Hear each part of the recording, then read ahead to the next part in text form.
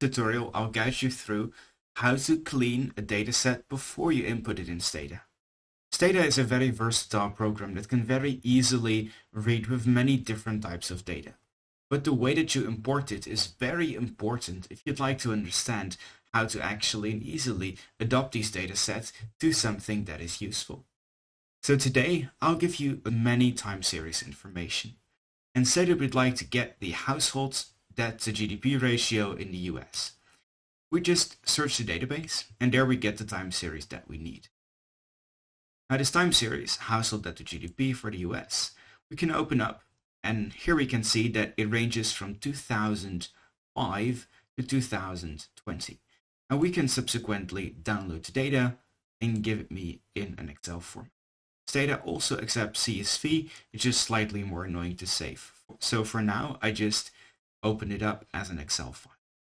And if you get this data, there are a couple of things that you need to take into account. So when collecting data to import it into Stata, you really want to make sure that the following things hold at all times. So after opening up the data set, you see that it looks a little bit messy. There are many things that go on here. First of all, you have the sheet on which the data is uploaded. It's very important that you always import the right sheet later on in Stata. If you only need one sheet, remove everything else. It's just easiest to work with that to prevent mistakes. It doesn't matter much. You can specifically select it, but just in case, it's usually easier to clean all of this out. Now what Stata does by default is that it uses the first row, so basically this line here, as the variable names. And it doesn't deal well with spaces. So take this into account. Now, if you would just upload this data in Stata directly, what you would get is a abbreviated version of this name with probably here some underscores, or it glitches and it doesn't take the last part. And you'd get here variable 2 inserted, which is not exactly the thing that you want it to be named and how it should work, because it's really opaque what exactly this variable is. So what is best to do before you actually import all the data in Stata is to clean out this stuff. So you remove everything up to here, because you don't need it. And then you give this a date or name that is very recognizable. So say we just call this date. And this also is quite hard to read. So let's call it debt, GDP, households. What I'd always recommend you to do is to delete anything from the file that you're not going to use. The Stata imports primarily everything in one go. So it is easiest to just have the file as is. And then subsequently, what you want to do is give everything names that are similar across the files that you input. So they must be similar, and they must be easily to read by Stata. In order to work with this data efficiently, I'd strongly recommend you to give everything in small caps and never to use spaces. It's way better to use underscores like we do here. This prevents many issues moving forward.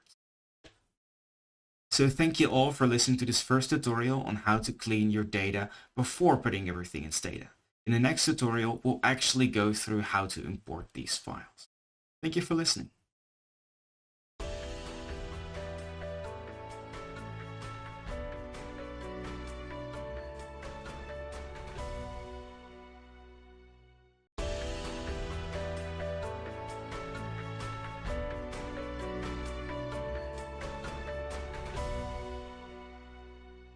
Tutorial on Stata on how to import your data.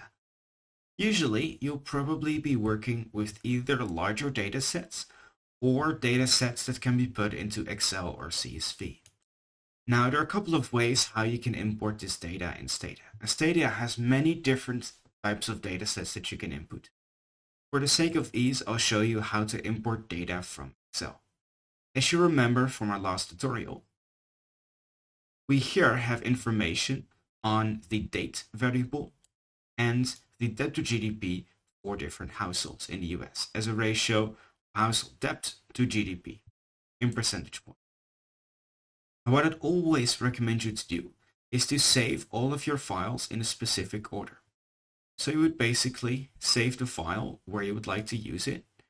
You browse, go to your folder where you'd like to save the information, and you would put it in the file raw data. I would always recommend to have 4 of these folders here.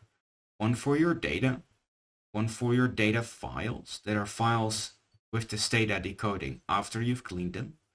One for your do files that we'll discuss later. These are basically the pieces of code that you'll be running. And one for your eventual outputs. Then have the file here and save it under a representative name. For instance, household.gdp. The name of the file doesn't matter that much, just make sure that you'll recognize it later on. So now we have saved our file. And after saving the file, we'll open up Stata and try to import it. To import stuff in Stata, you go to File, Import. And here it shows you many different options of importing data in Stata.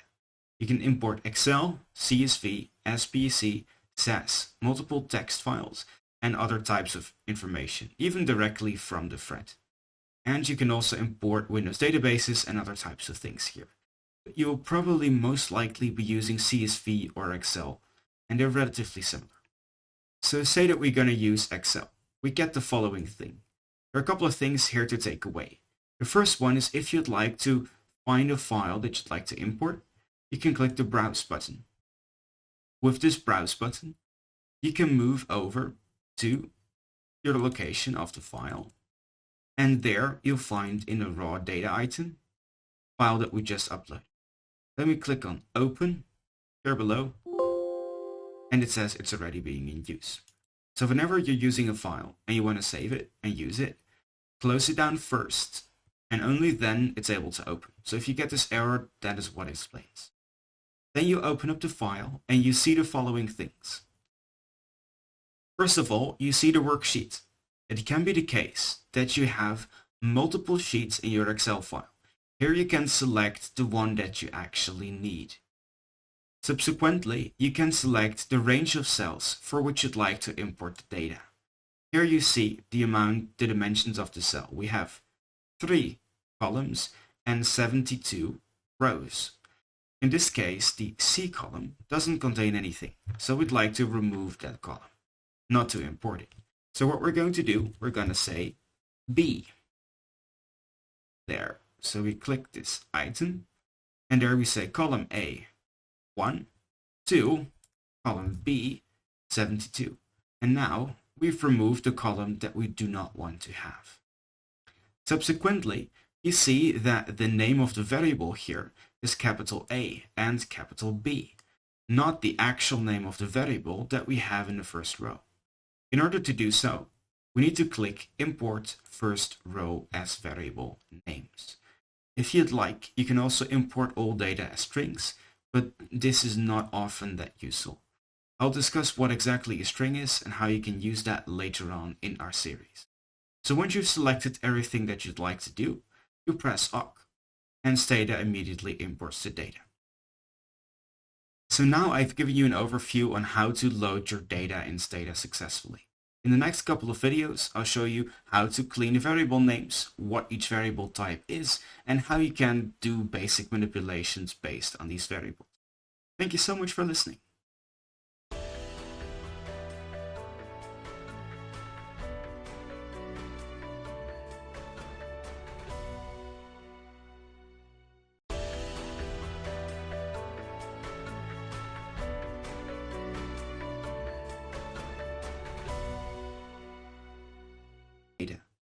In this tutorial, I'll guide you through 2 things. First, how to browse the dimensions of your data. And second, how to make and keep and generate and destroy old and new variables. So let's take a look at this data file that we had before. So in the current setting, we've just opened the data set that we had before with the date and the depth of households to GDP. And here we can see a couple of things. On the left, you can see what commands you've used in the past. So we have just only imported our data. If you click at this thing again, it will basically re-execute the command again. So right now we have 3 variables, and if you were to execute this file again, what you would get is that you would open up the dataset again. So just by clicking it, you immediately re-execute the command. So if you want to do something again, you don't have to type it in all the time. You can just click on the left side to execute it. Subsequently, on the top right corner, you see the variables that you actually have in play. Here we have our date variable, and we have our debt to household GDP ratio. So these are the 2 variables that we have. In case you have a lot of variables and you'd like to find one that is in your dataset, you can search part of a variable and then subsequently find it. As I've shown, it's not just that it starts with that thing, it just needs to contain that specific aspect. So here we just have the date. Remember, don't click the variables thing, you'll actually remove the whole panel, which is difficult to get back. Just press delete and you'll see all of your variables again. And here below, you see more details on your variable. You basically see how the thing is sorted, that we'll dive into later, and what the size of this thing is. So the number of variables, the number of observations, and the amount of in-memory use that the file has. And all of these things are quite important. The larger your dataset, the more computing power you need to open it, to run it, and to do stuff with it. So you want to usually keep this as small as possible. The larger your dataset gets, either number of observations or in variables determines this thing. Now, if you'd like to get more of a feel of how your data looks like, what you can do is click on the button here, Data Editor Browse. It will basically show you all of the data that you have. So you'll here have basically the information that is in the dataset. There's 72 rows and 2 columns. These 72 rows consider the household debt to GDP ratio from 2005 in a quarterly format until 2022 July. In this instance, we've now looked at our data. So assume that we'd like to make a new variable. Say that we'd like to make a variable that is the same as a previous variable, but we'd like to later on change the thing, debt to GDP ratio. But we now have it, as we've just saw before, in percentage points, but we'd like to get it as a ratio. So we'd like to get this variable divided by 100. How we would do that is by using the generate command, gen. This command basically makes a new variable for you. It would be something like generate household debt ratio, which is the name of the new variable. And you always need to put an equal sign and just one equal sign there. It says generate this variable, and then that variable should be the same as, or will be, something that you put behind it. So then we would have our debt to GDP household ratio, which will be debt GDP household. As this is quite annoying to type out the variable every single time, what Stata has done is a feature that you can just click on it and you get that value. And then you can use any math operators that you'd usually also use. So here we want to do it divided by 100. So divide by 100. And once you're done, press enter. Now you can see if we browse, which you can also do by typing or by looking at this button here, you'll have the variable in a ratio. And now say that we only want to have the ratio, but not the other variable. Because remember, the larger the data set, the larger the file becomes.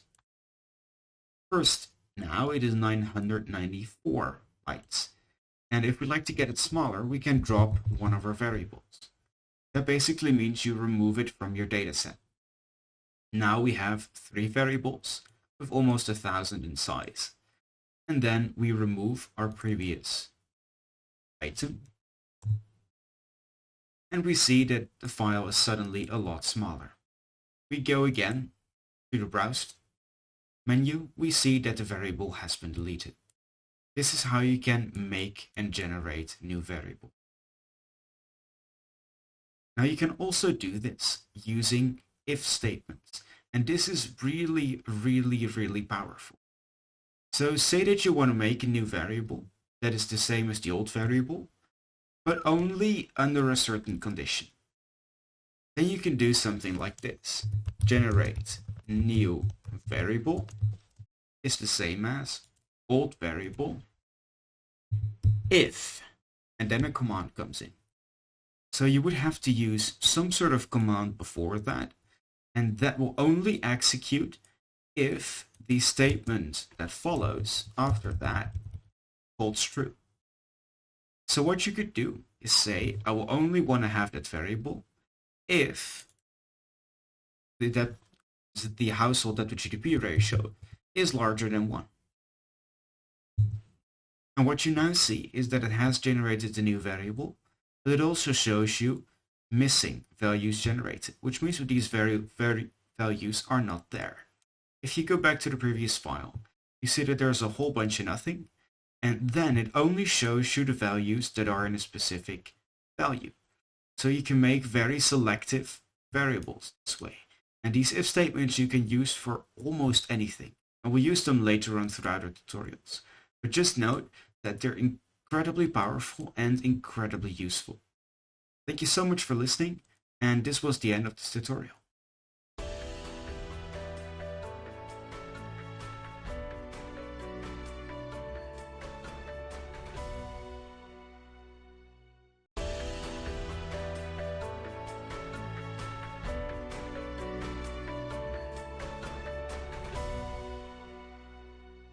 In last tutorial, we showed you how to make variables and how to drop them.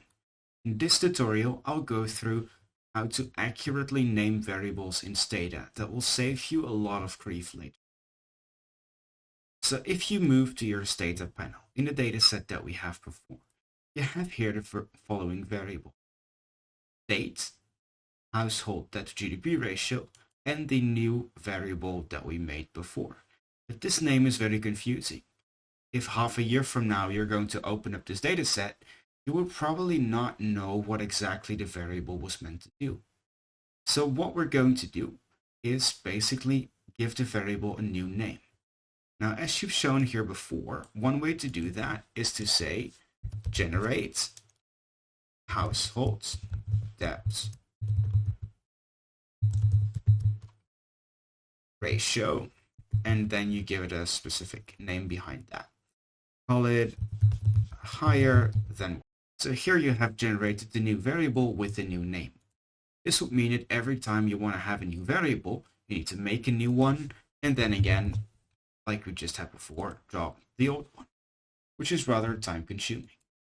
Another way how you can do this is basically using the rename command, which allows you to rename a specific variable using a new name, say something like this, which saves a lot of programming power. Now with a dataset that's this small, it will absolutely not provide a problem, but it's just more concise to code and it works better this way. Now, as you can see here how I've named these variables. In Stata, you cannot use spaces in the names of variables. This will break down. So it's often easiest if you have different words to use underscores. And what is also really valuable to keep in mind for later use is that if you have a variable that is essentially the same thing, but a variation on that other variable, that you give it the exact same first part of the name, and then with underscores do something else in there. And this is for the following reason. If you want to use any sort of a command later on, like a summarize or a tabulate or even a regression, whatever you'd like to use later on, what you can do is to put both variables in there at once. So you would click the variable and you would put a star at the end. And this would basically mean that I want to have every variable that has the first part like this, and then anything else after that. So it would give me both of these variables. So if I want to use both variables at once, which you often want to do with variables that are quite similar and named like this, you can very easily put all of them together in there in one go. So you usually want to use the underscores. So thank you so much for listening to this tutorial. In the next tutorial, I'll go through variable types, what each of them are, how you can move between them, and what the uses are of each variable type. Thank you so much for listening.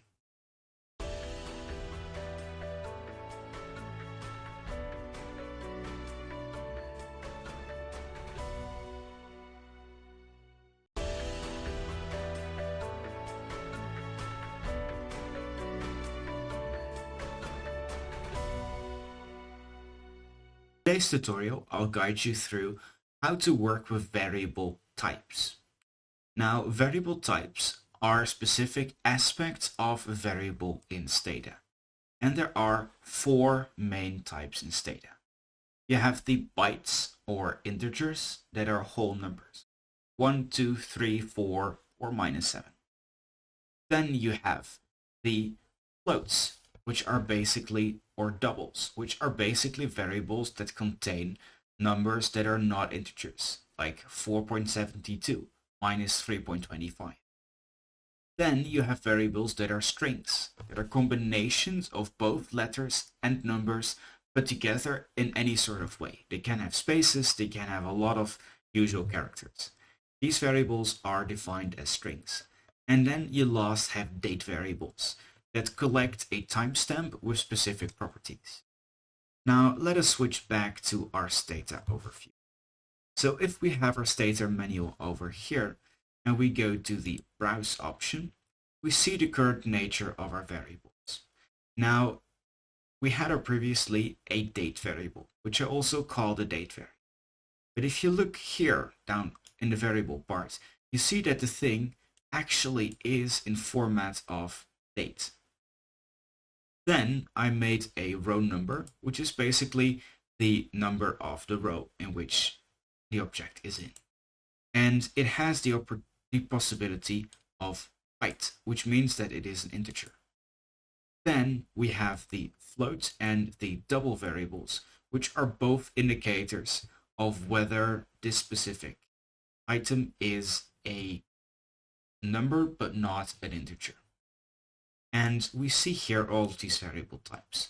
Now we can switch between these types, and particularly switching between a string and a number is very useful. So let's do that. There are 2 commands that are invaluable in this. The first one is toString. The toString command puts an integer to a string. So you would put in, for instance, this integer, and you would translate it to a string. So I would here first call it toString, then I would call it a specific variable, so row number, and then I need to use the option comma, which is used for options in Stata. So the main command is always before the comma, and then the options are after the comma.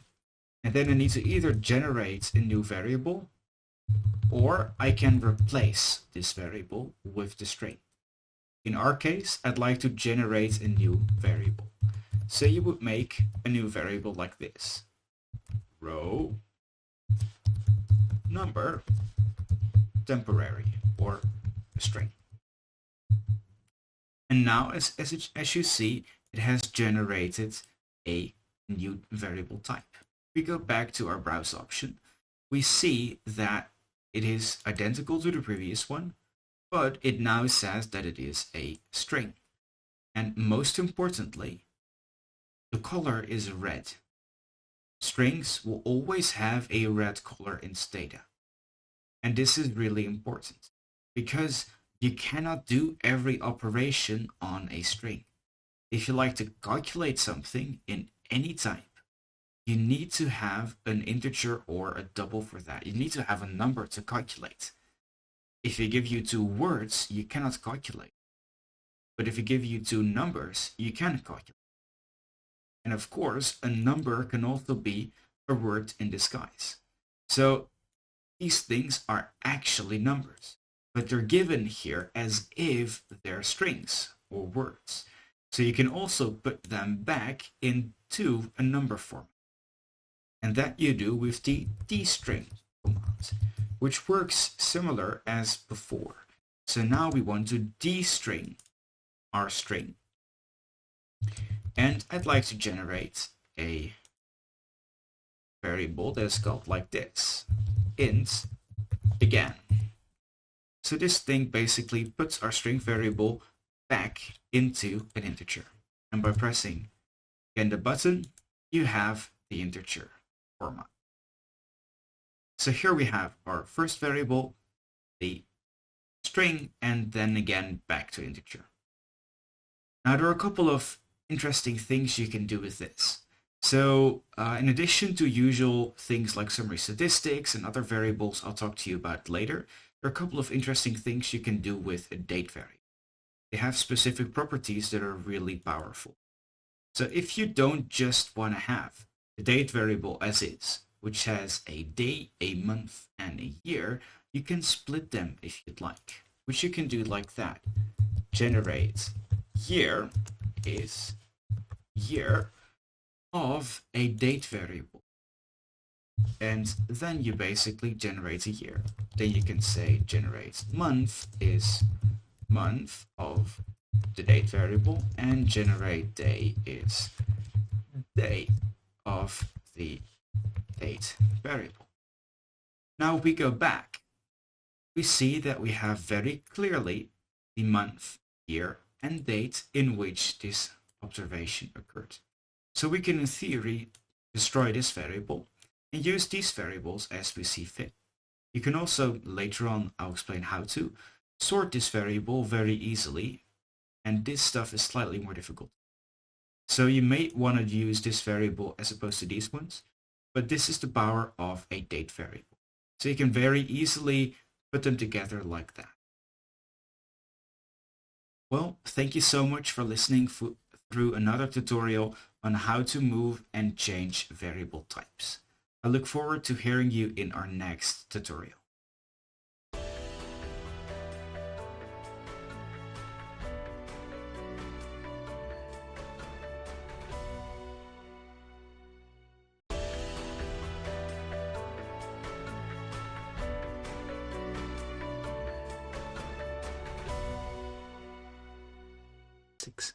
In today's tutorial, I'll coach you through how to create simple, detailed, and more in-depth summary statistics, and how you can subsequently use them in your Stata applications. Now, for any project or research purposes, you want to show your summary statistics because it provides validity to the reader that the variables that you have are reasonably constructed, and they allow the readers to interpret your findings if you don't already do so yourself. Now, to create summary statistics in Stata, you only need to do a couple of very simple things. So let me show you. If you open up your Stata, and we use the previous dataset that we have before with the date information and the debt to GDP household ratio of the US, you can create summary statistics very simply by just pressing the sum command, summarize, and entering a variable given here. So here you would have the of the variable household debt to GDP ratio, you would have the observations, 71, which is correct because it's the amount of observations that we have here. You'd have the mean, standard deviation, minimum, and maximum. Now, you can do this for multiple variables simultaneously by simply adding multiple variables behind that. As you can see, this variable displayed the values only if they're higher than 1.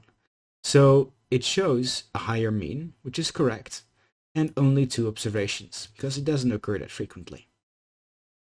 Now, in case you want to have more detailed observations, what you can do is literally add a detailed command, comma, detail. That would give you a more detailed overview of summary statistics, including the percentiles, median, observations, mean, standard deviation again, but also the variance, kurtosis, and skewness of the distribution. So you can provide very easy and useful overview of summary statistics in a very elegant manner. Now there are a couple of things that you should be aware of. If you enter a string variable, it would not recognize the summary statistics command, because in order to provide a mean or a median, it needs to be a number, and therefore it ignores every string variable, even though it may look like a number. As long as it is not recognized as one, Stata won't do the calculation. So by using this, you know that only integers, booleans, floats, basically numbers can be calculated. Now, what's quite interesting is that you can get yourself also a summary statistics command on part of a variable. And you can do this again by imposing an if statement. So you can say sum debt household GDP ratio if that same ratio is larger than 100%. And then you would again get that there are two observations for which it holds. And for these observations, we now have both of the values, which is the same compared to here. So it shows that it adequately works. Now, one very and maybe a little bit more detailed thing about the summary statistics command is that every time that you run it, you save a, say, behind the scenes variable in Stata itself, in its memory, and you can use that later on. So if I just summarize the debt to GDP ratio, I can say generate me a command that is the mean of the ratio, and that thing can then be the same as our mean. So this R command here, open bracket, close bracket, opens basically memory and stores in that value of the previous summary statistics command. So if you would do this, you would generate your variable, which if you sum it, would give you the exact same value as the mean. So now you've just saved that variable. And you see there's no variance, so it's only that value. Now, one thing that might cause confusion is if you want to now generate something that is the median, it would give something that would look like this. All missing values, because it doesn't have a median variable. But if you would summarize this thing detailed, and you would generate another value, you would get the proper amount there. So what you can do is by having values that are only in here, and by doing that, you can now generate the variable that is here. Whereas with the other command that just has the simple information, it doesn't show the median, so it also doesn't calculate it. And herefore, you can basically get the more detailed information saved as a variable. You can also again use if statements based on that directly. So what you could say is sum the same variable if R that variable is larger than or equal than the 50th percentile. So thank you so much for listening to this tutorial. I greatly appreciate your time and attention watching this video, and I hope that it helped you on how to create summary statistics in Stata. Thank you very much, and until the next video.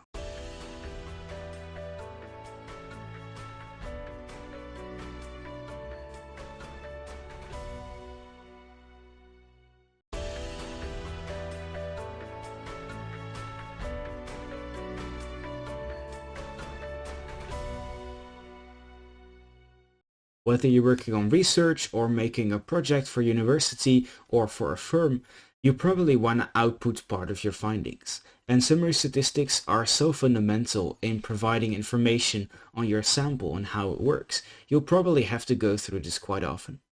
For this reason, you really want to automize the exporting of these summary statistics, as opposed to copy-pasting everything manually from Stata in whatever program that you're using. And for that reason, I'll teach you today how to export summary statistics efficiently. So if we open back up our Stata, where we have the data set where we started last time, we have the household debt to GDP ratio and other variables related to the date. Now, what I recommend you to do when exporting this information is by looking at a user-made command. Stata provides a whole range of possibilities and very powerful commands. But the user-made command stout is particularly powerful when exporting summary statistics. So let's take a look at how that exactly goes about.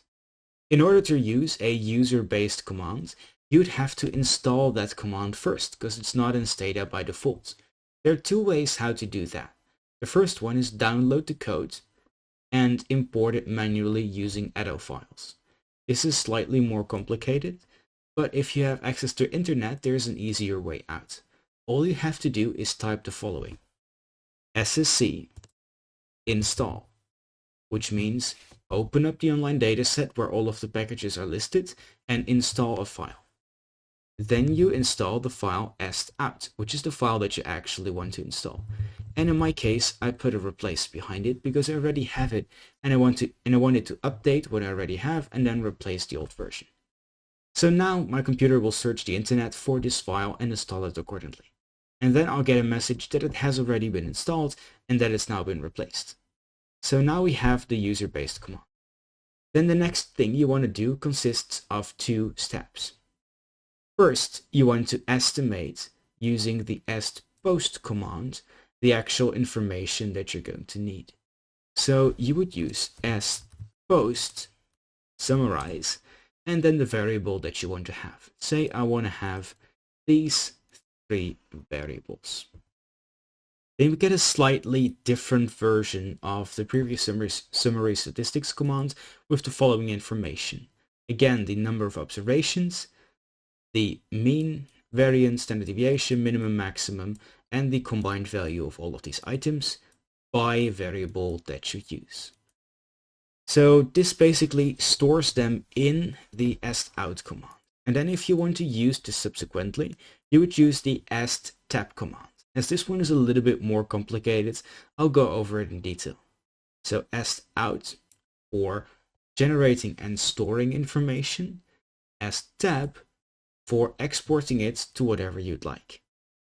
So the sttab command consists of multiple things. First, you need to set the location where you want the file to be saved. You use this as you would use for most things in Stata, using the using abbreviation as given here. So stab, which means output the information, using this following location. There are ways how to shorten this. I'll get through that in another video. And then you have your file name, and you also need to put in the extension of the file, which tells Stata what type of file you want. You could have a rich text file, or you could simply make yourself an Excel file. And then you need to tell Stata what information you actually want to have. So you would open up a cells, which generates the amount of information that you want to have. And I want to have the number of observations, the count, rounded to 0 decimals. Then the mean, rounded to 2 decimals, the standard deviation, minimum and maximum. And for all of the variables, I want to have the information of the label, which is here, and not the variable description. And then I want to replace the already existing file if it exists, so that you can run it multiple times without the file crashing. So then you press this command and it will automatically generate the file that you'd like to have. Because I entered the replace code, it first checks, is the file already there? Then if so, it deletes it and replaces it, but in this case it tells me it's not found. So we don't already have the file, so it makes us a new one. Now you have just exported your data to Excel. So thank you all so much for listening and watching this tutorial. I hope that you learned how to export your summary statistics to Excel or a text file or a rich text file in a way that is quite efficient. Thank you for listening, and until the next tutorial.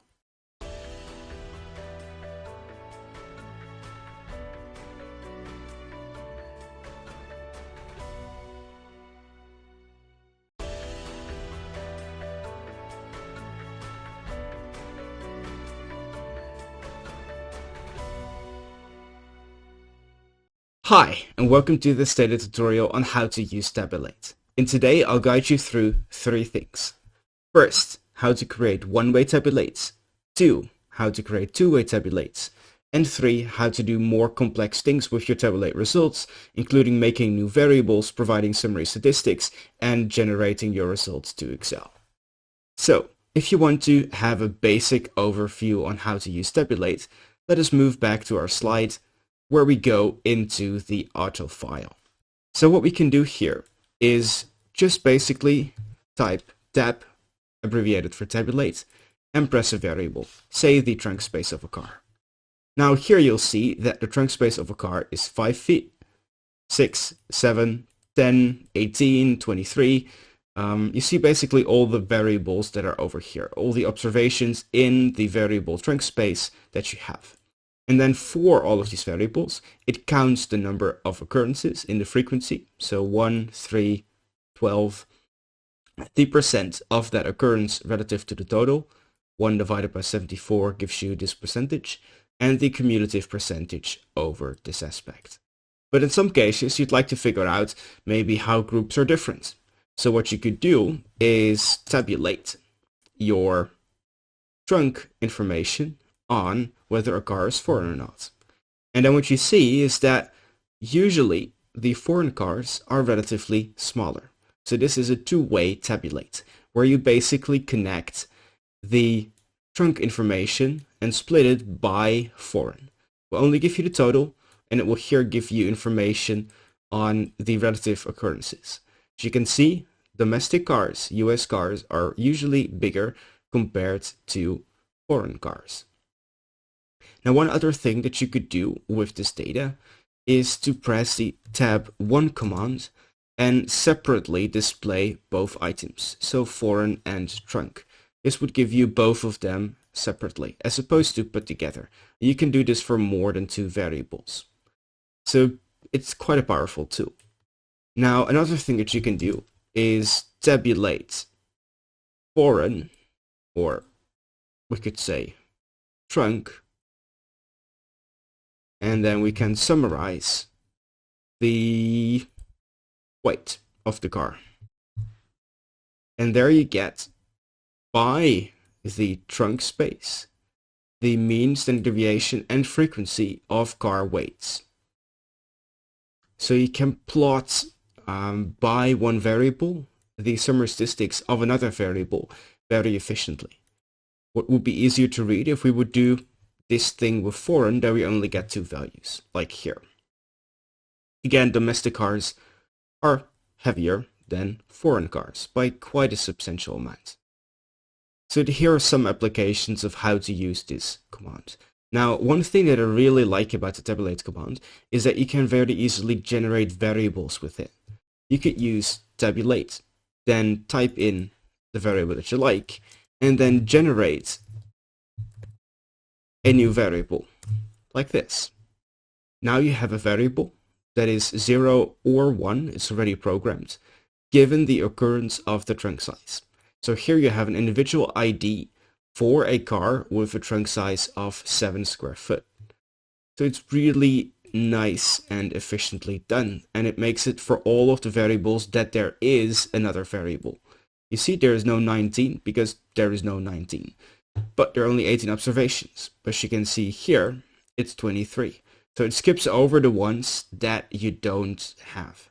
Just makes them identical so that you can very easily put them in a regression. So these are just the things you can do with tabulate. There are more things you can do with tabulate, but these are the most commonly ones. Now, if you want to export this information, what you do is, first of all, set your directory to a place where you can easily store the file, or you can use part of the directory in the file name. Then you select a variable and do it like this. So let me show you and go through this step by step. First, you again open up the dataset. Then you set the folder where you'd like to save the file. Then you use put Excel, which is the command that puts tabulate into Excel. Set my file replace. This is the name of the file, and you need to put the replace option because the file might already exist and Stata doesn't override by default. Then tabulate to Excel, the variable that you'd like to tabulate, using just that same file. And then you close up the put Excel to let Stata know that you're done with that and change back to your custom directory. Now you can just basically open up the file that you'd like to work with. And here you see all of the values. For number 5 and 6 and 7 and 8, just as before, you see their frequencies, you see the total, you see the percentage and the cumulative percentage. So thank you so much for listening. I hope you enjoyed today's tutorial and that you found it useful. You can do this for many different applications. If you want to tabulate the mean stock returns over different types of stocks. You can now easily do that. If you want to tabulate the countries for which your stocks or companies are from, you can easily do that. If you want to export these results for research or teaching or just a project, you can very easily do that. And I hope that this helps you speed up your work in Stata. Thank you so much for listening, and stay tuned for our next episode.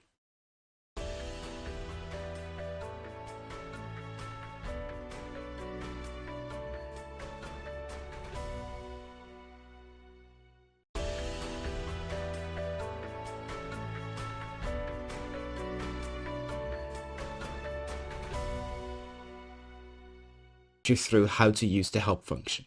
I've used many different programming languages like Python, R, JavaScript, and Stata has one of the most fundamentally helpful help commands.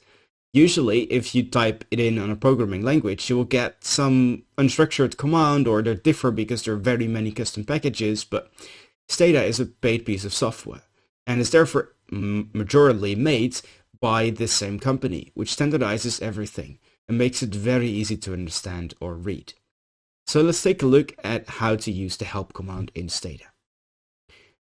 So here we have again our auto dataset open, and what you could do is simply type help and then tabulate, the command that we just used in our previous video. So here you see that tabulate has multiple options here. All the black text is information that is static. You can click on it, it doesn't change. But the blue text are hyperlinks to different functions. So there are multiple types of tabulate functions that you can do. So you can click on tabulate one way to get to this following file. It shows you that there are two types of commands under the tabulate one way command. Now, it always looks like this. First, you have the abbreviation, in this case, tab or TA, which is underscored here. You can also write out the entire word, but when programming, I'm rather lazy, so I'd like not to. And then you have the variable name or variable list, and this is really important. Variable name means you can only select one variable. A variable list means that you can put in multiple variables. You don't have to, but you can. It's optional. But a var list can also contain one variable, but it can contain any amount you'd basically like. Then it shows if, in, and wait, which means that within the function, you can apply if statements. So tabulate if car is foreign, for instance, or domestic. And you can also use in and waiting functions that we maybe go through later. And last, you have the options that are usually given in brackets with a comma. Now this is the same structure for every Stata command. Main command, what are the main inputs and outputs? Var names for lists of, say, dependent or independent variables for a regression, or in this case, just the things you'd like to tabulate. And then comma for the options. And here you see it's called tabulate options. You can either click on that to go to detail and look at all of them. So here you see the options that you have. You can treat missing observations as a specific value. You can not show your frequencies, not the labels. You can give a small plot on the side if you'd like. And you can generate and do other operations. So there are many different things you can do with that. Now this structure is similar for every other command. So if you use tab sum, help sum, what you get is that you again see two types of help commands, one for summarize and one for the sum function, which is a cumulative sum. Let's type summarize one. You again see you can abbreviate it, which we did before, and you can enter in a var list, which are multiple variables like we did before with a specific set of options to only give me the mean, to give me the detailed summary statistics, and many other information. So yeah, this basically concludes our Stata tutorial for today. I thank you very much for listening, and I hope that you found this video useful. Thank you, and see you next time.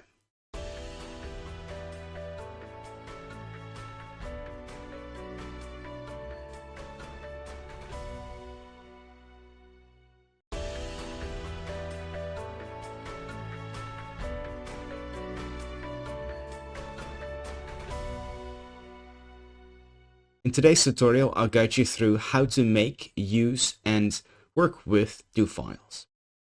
So do files are basically the piece of text where you put down your code. And it's really useful that you keep a log of everything that you've done for replicability purposes. Also, if you make a calculation or coding mistake halfway through your file, you don't have to redo everything. You just change the one thing and rerun the code in one go. So by using do files, you can save what you've done before to make sure it's correct. You can very quickly alter your previous calculations, and you can share your code and with others to make sure that they understand what you've done in your file. So let's hop over to the Stata folder. Here we have the same piece where we ended in our last tutorial. And you can make a do file by pressing this button here, New Do File Editor. You have basically a blank page. Now, for the sake of speeding up this video, I have already made us a do file where I have some basic information up here. So when you previously used Stata, you could basically tap parts of code here and see what you've done. But if you close down the window, everything here is gone, so you might lose what you've done before. Now, if you make a do file, you can basically store your commands forever and just save them on a place. You can open them back up again, and you can rerun the piece of code.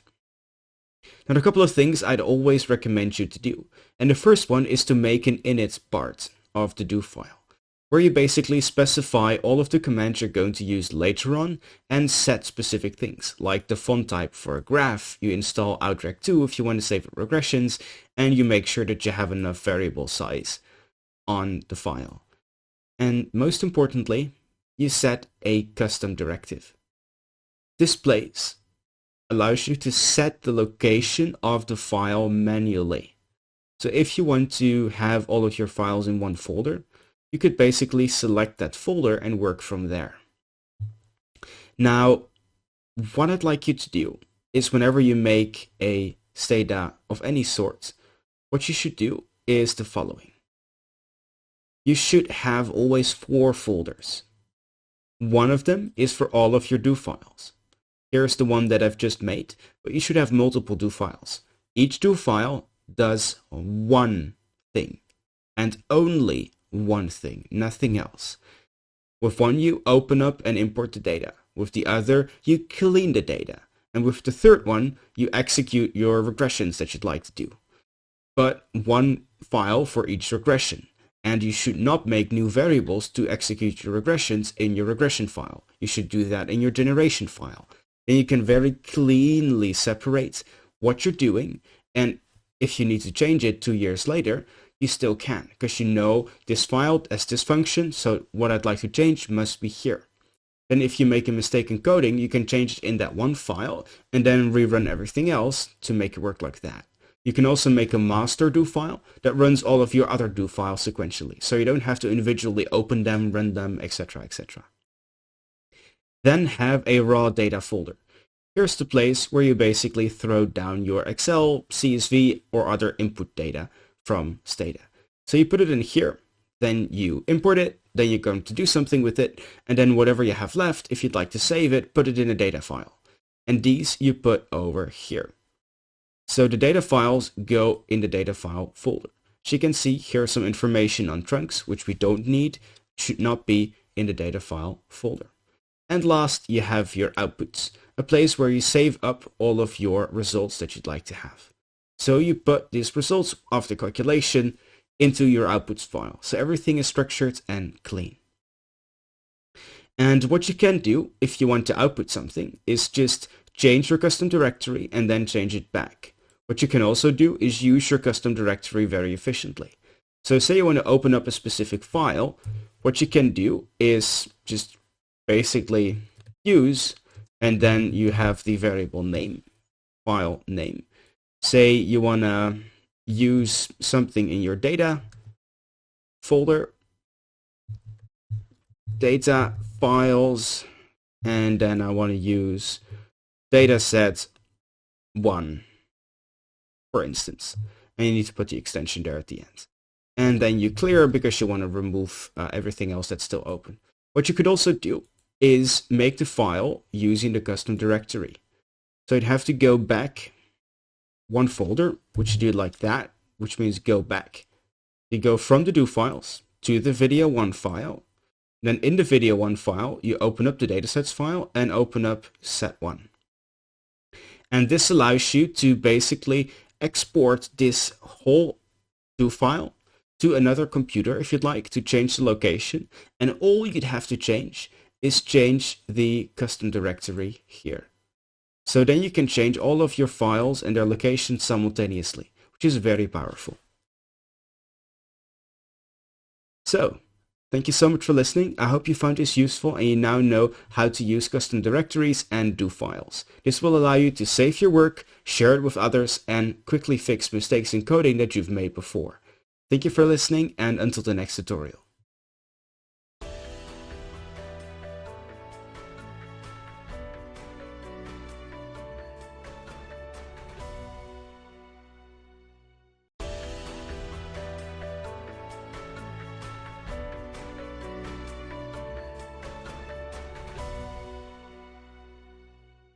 In today's tutorial, I'll guide you through how to use the by sort command. Now, Stata has a lot of useful applications, but everything that you do stays within the same metrics. You only have one metrics where you can do calculations on. You can call it a dataset or a data frame or however you call it in other languages. But it's basically one piece of information, one block, one metrics that has information on it. And because everything is in there, in addition to some locals and hidden variables, you can use very powerful commands to get information from that data set very efficiently. And you use that using the by sort command. And I'll guide you through how to use that thing efficiently today. And this is really a game changer, big time in Stata.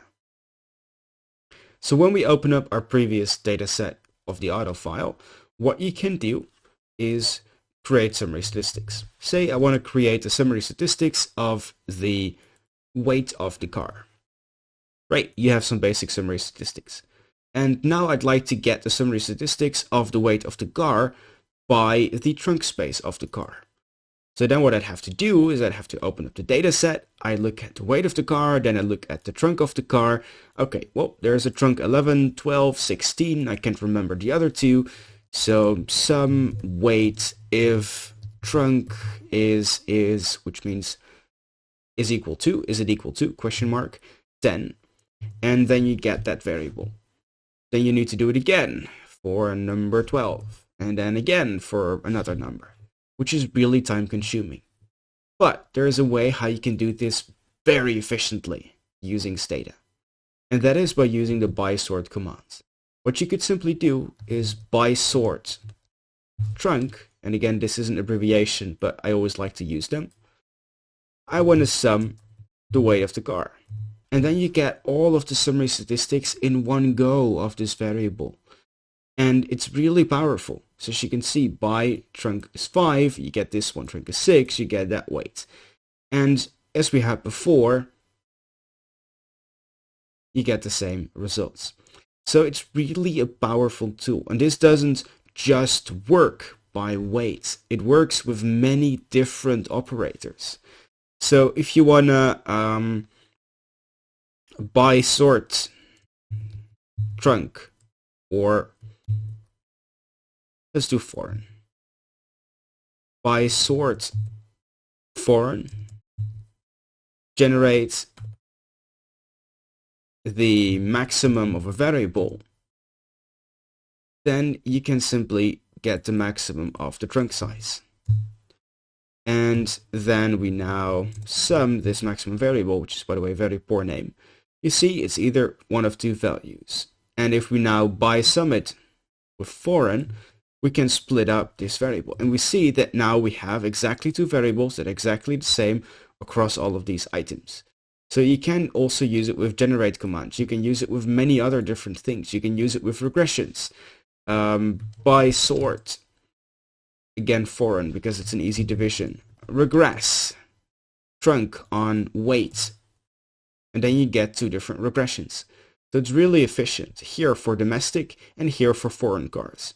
So for foreign cars, the result seems to be less significant or not significant at all, and for domestic there appears to be a relation. So you can use this by sort command in many different applications, and that makes it so incredibly powerful.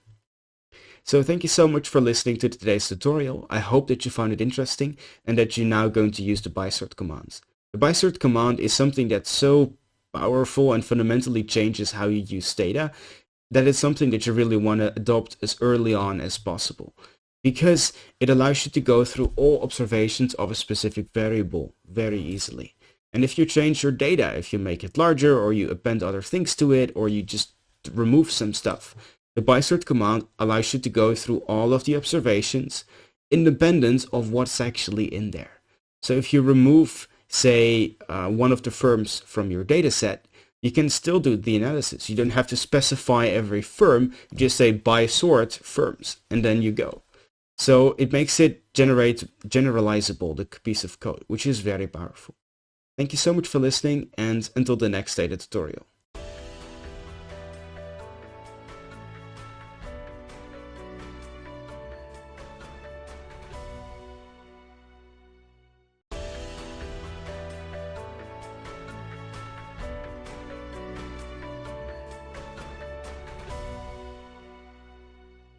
Today I'll guide you through how to use and alter strings in Stata. So strings, as opposed to integers, bytes, floats, any of these information, is basically a combination of letters and or numbers. That is not a number and not a date variable. And today I'll show you how to extract information from strings using three commands: the length of the string, int string, and substring, which allows you to copy or find specific parts in a string and replace them, replace part of a string, and use combinations of that string. So let's head over to our dataset. For today's dataset, I've prepared a set of information that contains the rent of a building. But it's given as an estimate, and it's given as a range, so we don't exactly know for sure. And we'd like to remove these errors from the data. We'd like to just get a number out of this. Now, using this, it's possible to adjust this in Excel, but that would take a tremendous amount of time, which would not be preferable. So we're going to do this in Stata. And it also shows sometimes non-disclosed. So we don't know what the rent of this specific variable is. And as you can see, some of the numbers here are more than 10 or less than 10. And this differs a lot, and we need to correct for this when we clean out this information. So let me show you how to do that. First, I'm going to use replace that rent variable, and then replace it to empty if the rent variable is not disclosed. So what happens here is that I just replace the thing. And then what I get is that here where it was non-disclosed, it's now empty. So we've just dropped the observations that we basically don't need. We've removed them with a nothing variable. And then we'd like to get this first value and the second value. And then we'd like to take the average of these two values. But we cannot just say, give me all the numbers or something. That doesn't work, because we don't know whether a variable has the length of 5 items, if it's more than 10, or 4 if it's less than 10. In this case, 22, 2, dot, which makes a third, and 95 makes 4 and 5. So we need to figure out which one is which. So we generate the first value, which is the substring of the rent 2, 4 if the substring of the rent 6, 1 is space. Now, what does this mean? This substring command does a couple of things. It basically cuts up part of your string. And you can put anything in there. You could actually put a string into this command if you would like. So you would remove this and then you can put a string in there. You can also put a variable in there that is a string.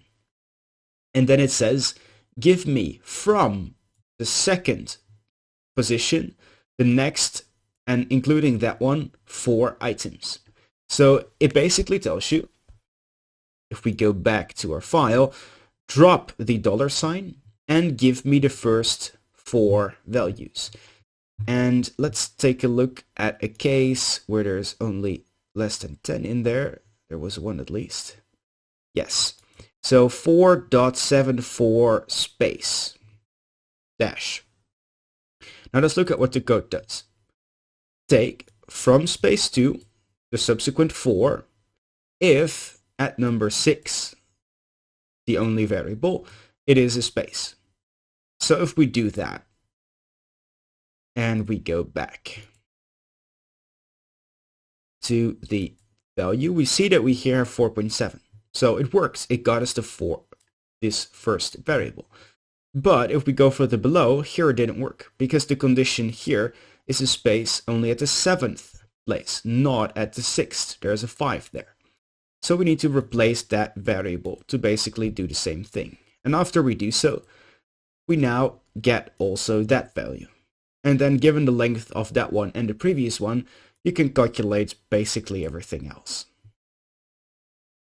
So there we get our complete values, and we can then destring them and replace them accordingly.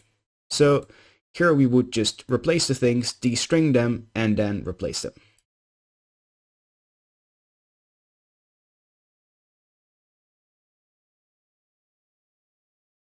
And there we have our value times 12.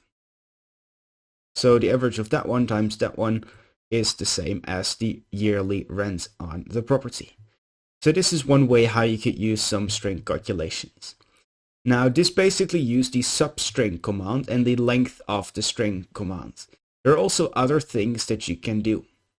And one that is really powerful is the instring command. You can do that using the substring command. You can basically remove or change part of a variable. So you would basically just generate a new variable, say that old variable name new equals the sub-in string of the same variable, and say that I now want to remove the open brackets and the est part.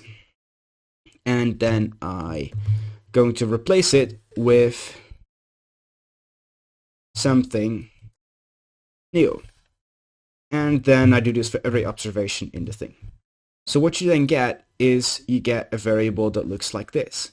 Whenever it's possible, I'm now replacing the previous variable with the new variable and replacing open est with something new. So this would give you the following observation. It allows you to replace part of strings. Now, if you don't like the something new, what you can also do is just say replace that old variable is the same variable, and I want to replace this part here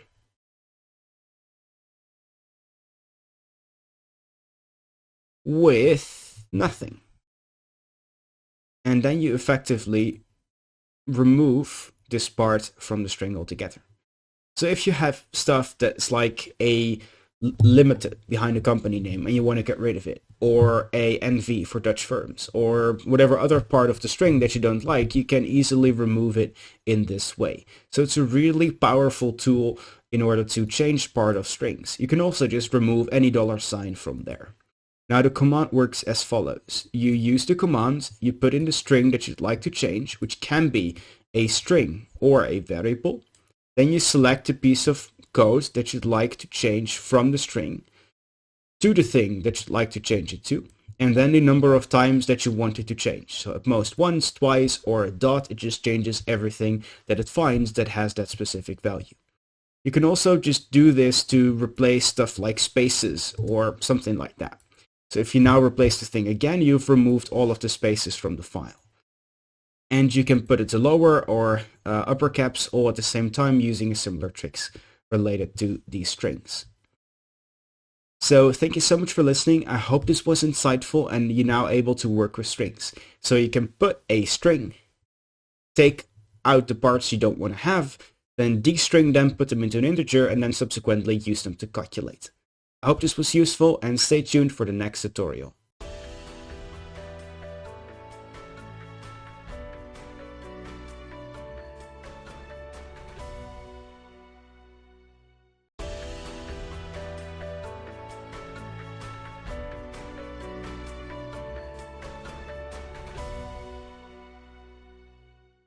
In Stata, everything else is in one matrix, which as a result, if you want to calculate things, it's very easily to do so in a loop, because everything is in memory already. Therefore, loops are very useful to do in Stata, and I'll go through 3 types of loops with you today. The first one is how to loop over variable names or strings. The second one is how to loop over numbers, and the third one is how to loop over all observations in a variable. So let's dive right into it. We open back up again our auto file, and if we want to make a loop, we would use a syntax in the following way. For each variable in, say, a couple of variables, a var list, open brackets, generate new variable equals new variable new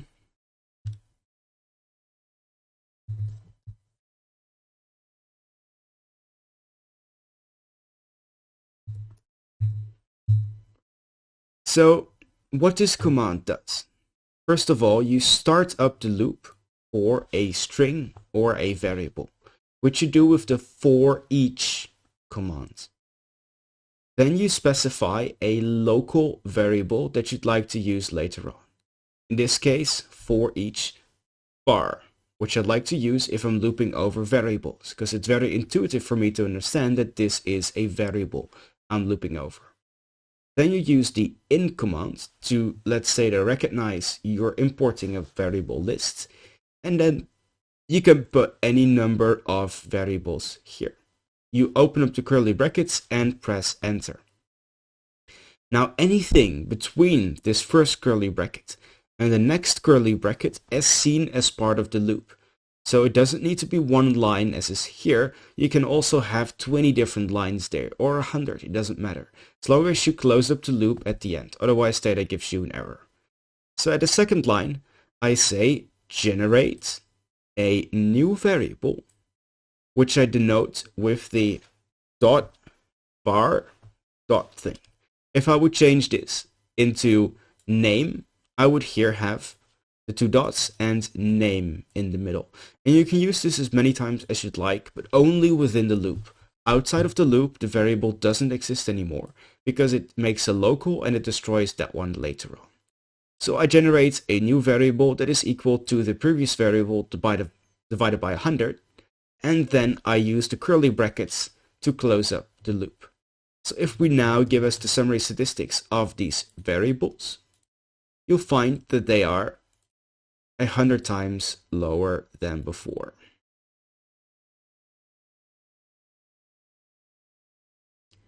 So that seems to work. Now, what you'd like to do, in addition to looping over variables, you can also loop over strings. You would basically do something like this and then have some specific string there, whatever you like. This can be useful in instances where you have a variable that looks something like this. So trunk, weight, or length, and you want to loop over all of these variables, but not over all of these other ones. So then you could loop over the string underscore new and calculate the command for all of them. It's an easy way how to do that. Now you'd like to loop over a number. What you would do is for values, which let's say they recognize that you're looping over a number, value equals 1 to 10. This syntax is slightly different than before. So use for values as opposed to for each. Then I just call it a value because it's not a variable. But you can also still call it a variable if you'd like. And then you need to use the equal sign and then something that looks like a fraction, which means starting at 1, going from 1 to 2 to 3 to 4 to 5 to 6 to 7 to 8 to 9 and ending at 10. And again, the bracket commands. So now I can generate a, say, this variable, the length variable, underscore value is equal to the same length variable divided by the value. So you can use it both in appending part of a name and as a value, an integer itself. And then you close up the bracket. And now you see that we have 10 new variables, which are all divided by the old number. So let me also just add in the normal length here. And you see that here they're the same because they're divided by 1, then by 2, by 3, by 4, by 5, etc. And now the last and most complicated type of loop. You can loop over all parts of a variable. And this is very useful at times. So what I do here is I tell myself, look levels of the variable foreign and make me a local that is called levels. Then I will loop over the variable, that's the new name I give it, of the local of levels.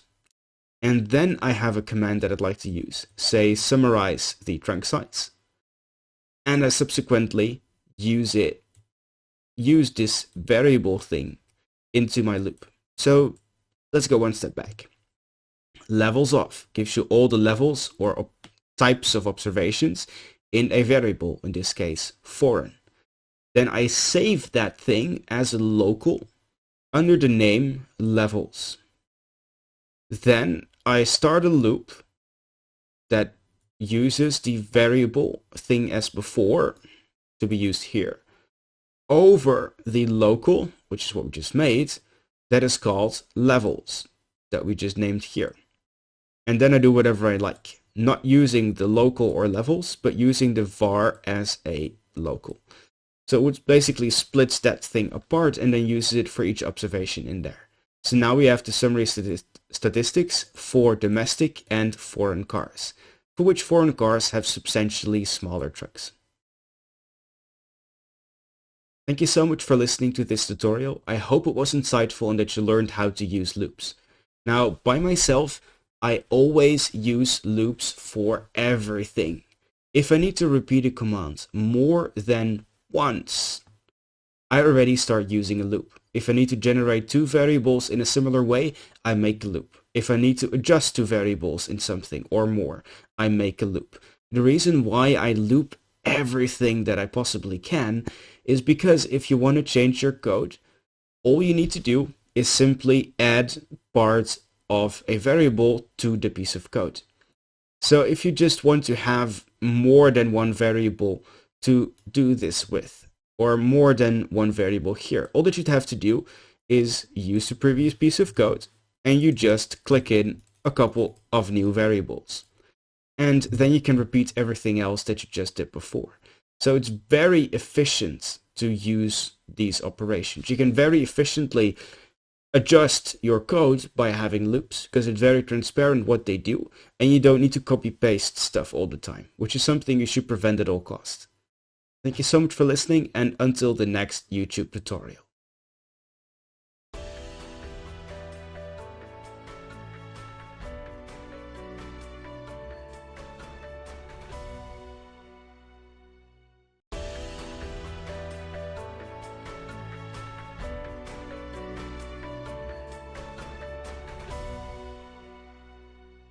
Look at forward and past observations and how to use that to drop duplicates observations in your dataset. Now in finance and economics and business as well, we often use panel series information. And we usually take large data sets and put them together for analyses, either if it's for academic purposes or for professional purposes to manage a hedge fund or something, or to actually just use as an example for a project that you're working on in university or college. Now, what we often need to do with that is compare the current observation with a previous observation of that same, say, firm or product type and a previous point in time. And in order to do that, you need to use a couple of things. And Stata is particularly powerful in using these time series dimensions. So let's jump over to our Excel file. Here I've uploaded the Tesla stock information and we're now going to do some analysis on that. So here you just have the data set so that you see how it works. We have a date variable, which is ordered. We have an open price, high price, low price, close price, and an adjusted price, in addition to the volume of Tesla stocks traded. So what I'm going to do is I'm going to generate a time variable, which is equal to the row number. Usually you cannot do that, but in this case, I am sure that my data set is perfectly ordered. So now we have a time variable that we didn't have before. And we have the open and close price. So say that we want to calculate the return of the Tesla stock. Well, as you can see from period 1 to 2, it's very, very, very positive. It gained about 20 to 21 euros in one day compared to 290 stock price. So it's like really, really good day. But we want to calculate these returns. So how you do that? How can you go from one row to the other? Well, that's what this tutorial is about. So say we want to calculate the log return of Tesla. What you would have is you first of all open up the log, and then you basically calculate the ratio of these things. So you would have the log of the closing price divided by the closing price of the previous row. So every variable has an implicit loop in there. Every command that you use like this, because it does so for every row separately. So if you say generate me a variable that is twice the other variable, what it does is it goes through every row and multiplies that specific value by 2. And you can access this command using the square brackets open and close. So what this effectively is, if you just use the close variable, what you're effectively doing is, for this current row, give me some calculation and put it back in that current row. So what you're actually doing here is something that looks like this. Now for the current row of Tesla, loop over all of the rows and do something with that current row and the current row number -1. For the sake of ease of programming, and it might actually give errors, let me remove this. But this allows you to go through the previous variable. And if you now press enter and go back to your file, you see that we have calculated the return of about 7%. And in the first observation, there is a missing. This is because you cannot go one row back. We don't have the information of t is 0, only t is 1. Therefore, we cannot do that calculation. And here you have the returns. Now you can do multiple things here. You can also do the future return, for instance, which doesn't make any sense, but for the sake of argument, you can calculate that. So what you could do is you could just calculate that variable over the variable n plus 1. And if you want to, you can also make it n plus 4 or n minus 27. It doesn't matter.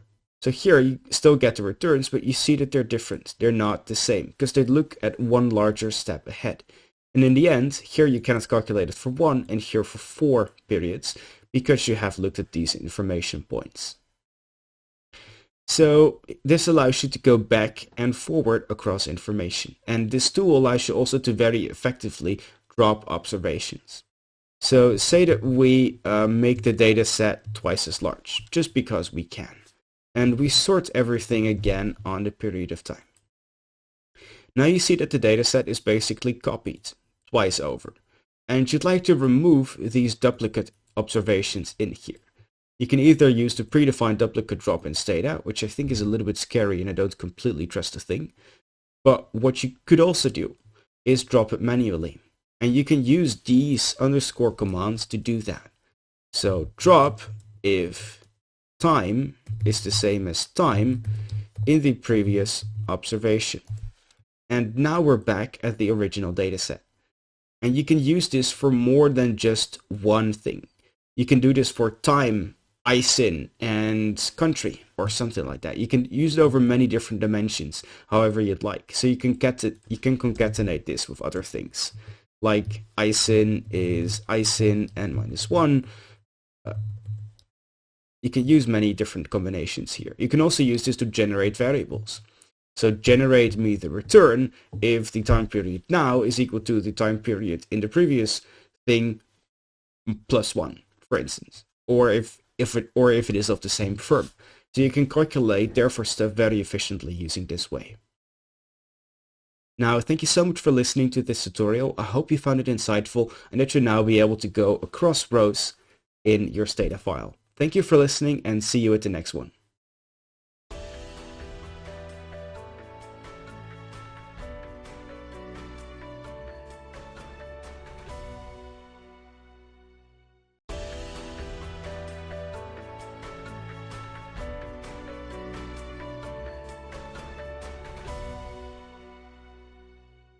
In today's tutorial, I'll guide you through how to use the egen command. Egen is one of the most powerful commands in Stata, as it allows you to generate different types of variables using a predefined script. Egen is something that you probably have to install via SSC, but it's a very powerful and useful tool to use your data analysis very efficiently. Now, let's dive right into it. The egen command basically replaces the usual generate command for most applications, and it allows you to do very many cool analyses. So what you could do is you could say sum variables in egen very efficiently, or take a minimum or a maximum, even by a specific observation. So it's a really powerful command that allows you to do multiple things simultaneously.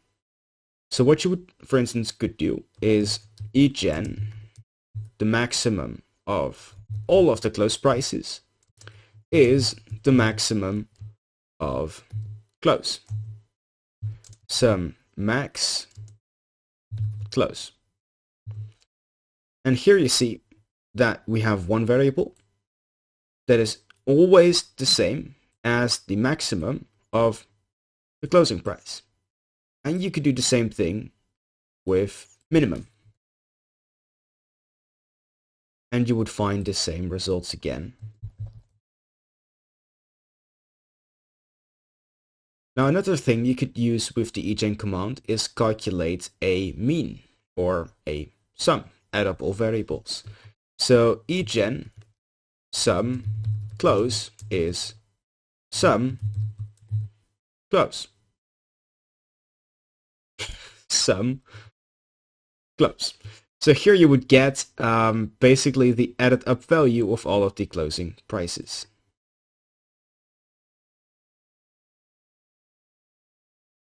Right, so you'd have the added up value of all of the closing prices.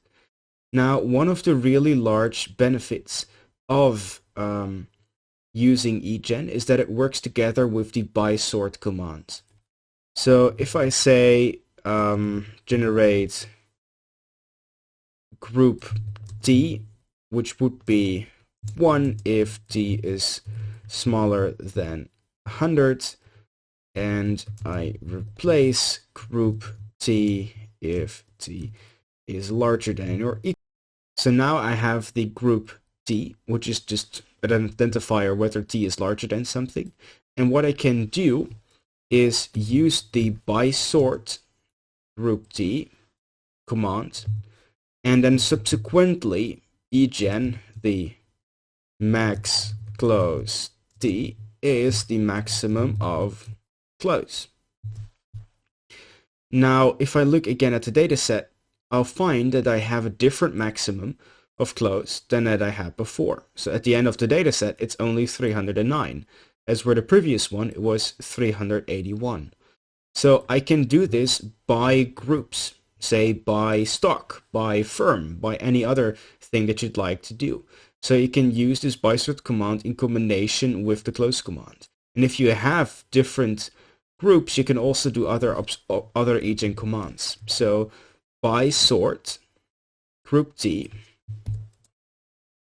egen counter is count of the close information. And then I basically have the number of times that there's a non-zero close observation for this item. So there's 99 observations from 1 to 100 before, and there's 152 observations afterwards. So I can also calculate the amount of items that are in a specific group, which is really useful. Now, other things that you can do with this are also make a group identifying information. So say that we also have generate group alternative is 3 if t is larger than 150. Replace group alternative is 4. 100 doesn't matter if t is smaller than or equal than 150. So now we have two groups, and we'd like to make this into a single group variable. What we then can do is by egen group combined is the same as a group of the previous two groups. And now you'll see that you have a observation that is first 1, then when it changes, it goes from 2 to 3. So it makes different sets of groups depending on the observations in one group T and group alt. So first, they're consistently the same, right? You see that. And then this group changes to a different combination of the two. So the variable goes from 1 to 3. And then in the end, it changes again. And it changes to the last and final value from 2 to 3 here, from 3 to 400. So there you have all of the combinations. Now it's not sorted, as you can see, but it does generate a new group identifier if you need it. So you could make over all of your ISINs, for instance, a very easy group. Egen combined group is group ISIN, close brackets. Bam! You can immediately use that thing as fixed effects in a regression. So it's very efficient to use these commands. There are more egen commands. If you'd like to use, just press the help button and you'll figure out how to use these commands, but these are the most commonly used ones. There's one more I'd still like to show you, and that will be egen row total is row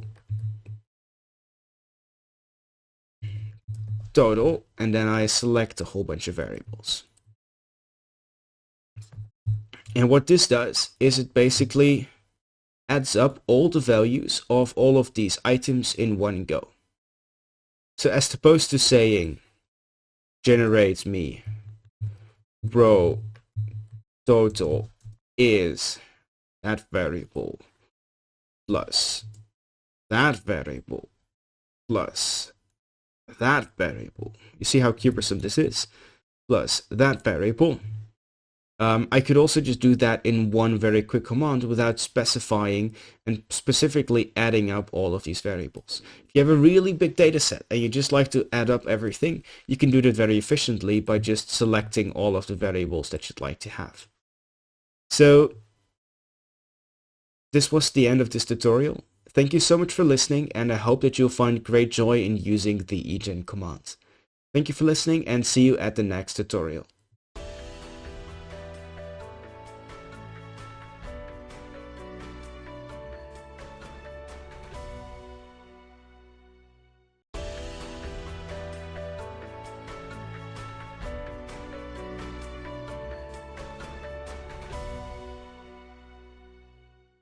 Merging datasets is one of the most fundamental parts of using Stata because it allows you to put together multiple pieces of information in a very useful and powerful way. So today I'll guide you through what different merge types there are, how to merge, and how to be very careful when you merge information. So let's open up again our old auto dataset. This is the complete dataset with everything in there. So the main identifying information here is the make command, which shows you the type of car that we're actually talking about. And then you have a whole bunch of information. Now, for the sake of argument, let's try to merge in the price information. So let me, just for the sake of argument, preserve the file, which makes a temporary storage. And then I keep only the make and price of the file so that we're allowed to merge it back. And then I'm going to say drop if the number is smaller than 10 or the number of rows is larger than 70. So now we'll kill off part of our data set. And then we're going to save the file. Save as. We go to our folder, Stata, videos, new files, data files, and we have price temp,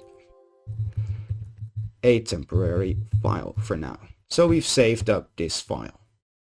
And then we restore to go back to the initial data set that we preserved. We could have also just loaded it, but I want to show you how this command works. So now we have part of a data set. And we have this data set which is still complete. So for now, let's drop the price variable. And let's find out one of the names of the makes. And I want to change that one too, for the sake of illustration. So now we're going to replace make is Batmobile if make is this specific car. So now we've a different observation and a full sample. So there's different identifiers in both files with different coverage. And now let me show you what happens if you merge it in. So to merge something, you go to Data, Combine Datasets, Merge to Datasets, and you get to see the following screen. Now the first thing I'd like to do is think about the dimensionality of the data. Is it 1-to-1, or is it some other combination of many to one, or one to many, or many to many? This last item, never ever use it. It basically matches everything by observation. First observation here to first observation in the other data set. It's very easy if you change the order of your data set to destroy everything what you're doing and merging correctly. So never use that. In the worst case, if you have two data sets, at least just make an identifier in both data sets that you are sure is correct, and then merge them on that self-made identifier. So never use this. 1-to-1 means there is one observation in one of the data sets for one observation in the other data sets.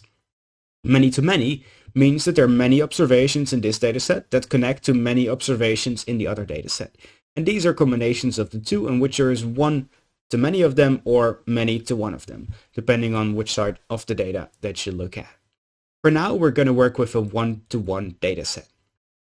Now, we need to specify three things after we chose the type of merge. The first one is which file. So I'm going to open up my price temp file that we just now created.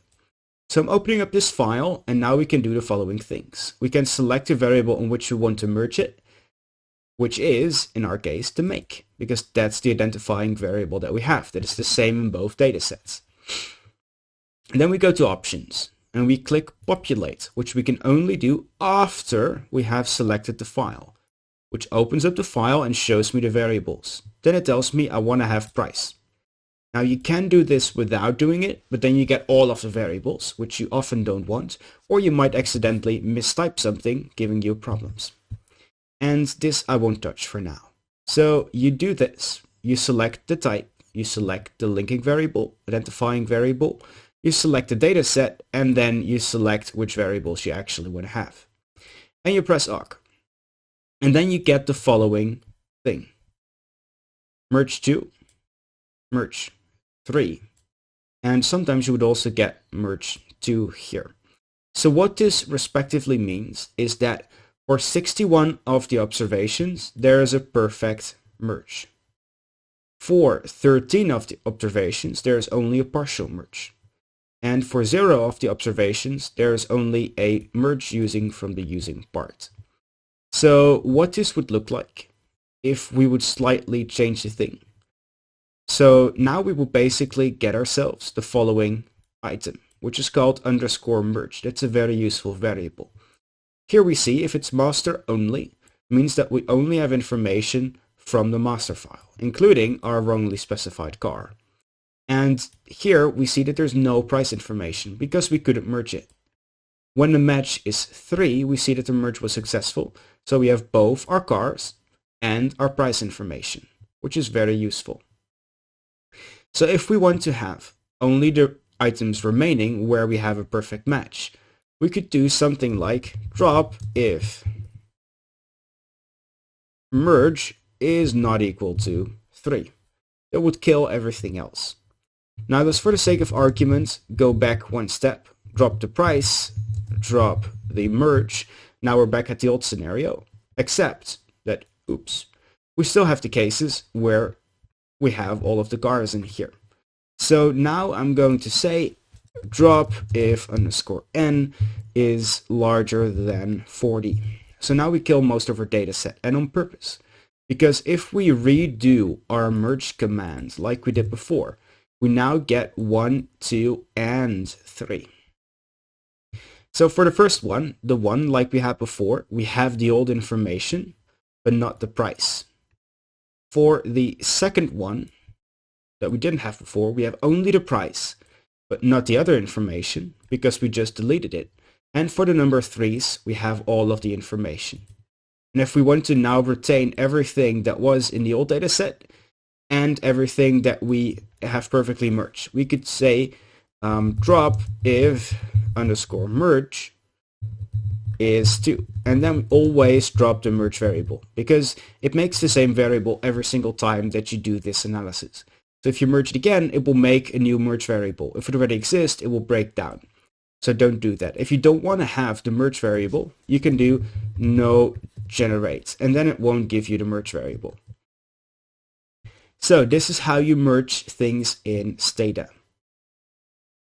I hope that you find this tutorial useful. You're now allowed to easily put together parts of dataset using Stata. So you can have different Excel or CSV or other database type of files, and then you can put them together in Stata using this way. It's most important that you ensure you have a proper identifier and that you have no duplicates in the identifier, because then the merging goes wrong. So make sure that you clean your identifiers, make sure they're unique, and then subsequently merge them throughout the datasets. You can, if you absolutely have to, merge on things like company name or stock name or building name, but that's really tricky because names can be slightly different across both of the files and therefore it will break down. So matching on something like a standardized address or an ISIN or a QSIP is a way better way to go about it because these things should be unique across both of your files. Thank you for listening, and until the next data tutorial.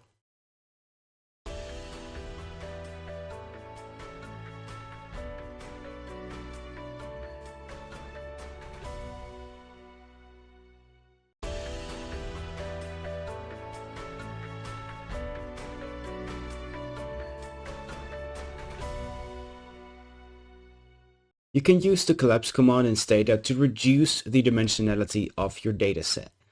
And this command is particularly useful if you have data that is multidimensional, say multiple products by firm, or multiple stocks into a mutual fund, multiple properties into a REIT. There are many different dimensions that you might want to smooth out at some point in time. And today I'll tell you how to do this effectively in Stata. So if you head over to the usual auto file, you want to collapse this information for two types of observations, domestic cars and foreign cars. And you just like to get the average of most of the variables, the means of some others, then the added values of variables, and the first observations. You can do that using the collapse command. And then you want to get the sum of the trunk, the weight, and the length, the mean of the miles per gallon and the repair records, and the, say, first of the make by foreign. Now, as you can see, I'm using collapse space, the operation that I'd like to take, say sum, which adds up all of the variables, or the mean of everything that comes after that, these two variables, or the first observation of the make. Note that make is a string variable, so you cannot use a mean or a sum because it's not a number. And you can add variables here as many as you'd like, say by foreign or the turn circle of the car. I know the trunk is rather displaced, so let me put the trunk here as well. And now you have your combined data set. So by the trunk and the domestic, I have a summed observation of all of these items. You can also do this with firms and different products, or mutual funds and different stocks, or real estate and properties. There are many different ways how you can then reduce the dimensionality of your data set, and it's really useful this way. Now, one of the things that I'd like to notice is that you can also just use one item or multiple items, as many as you'd like. And there are multiple things that are in addition to the first one. You can do that by simply pressing the help collapse command, and here you see all of the items that you can possibly do with that. But I just mentioned a couple of the most commonly used ones. So, now thank you so much for listening. I hope you enjoyed this video. If you like it, give it a thumbs up, and until the next tutorial.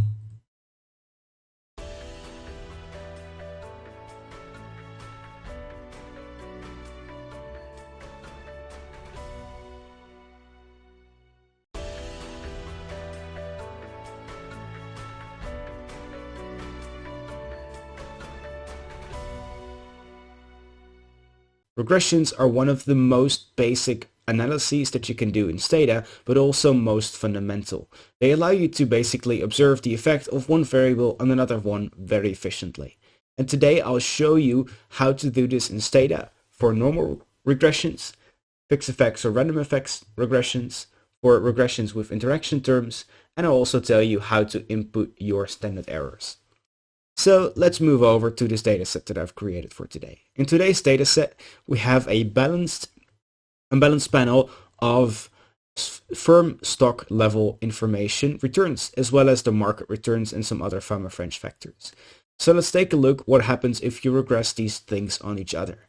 Again, this is not proper as a pricing, it's just to illustrate that you can do this with financial datasets.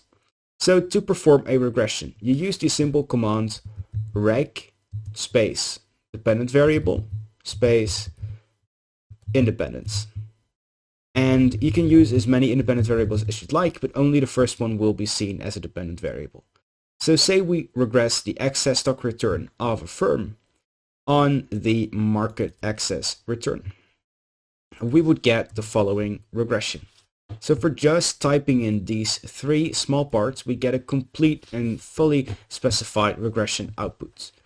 So we have a total of more than 300,000 observations, having an R-squared of 0.23, a coefficient of the market to the TRI excess return of the firm of 0.97 with a t-stat of 300, which is incredibly high. And this variable denotes the constant that we have in the regression. Also the p-stats, the confidence interval, f-test, and other information is given here. Now, if you want to add multiple things in your regression, you could simply click on that and add these to the equation.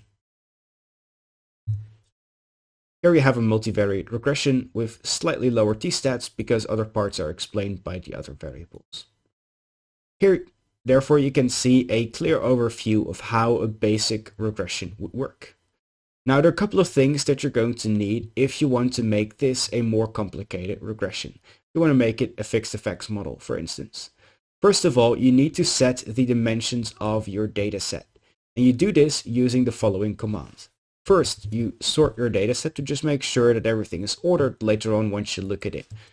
So I use my identifier and I use my time variable to do that. Now it goes through sorting and everything is ordered properly. And then I use xt set identifier time.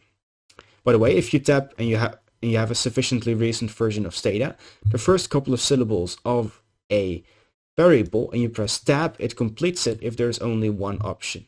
If there are multiple options like this, you can basically select with your keys which one you want, then press enter, then you get the variable. It's a bit quicker.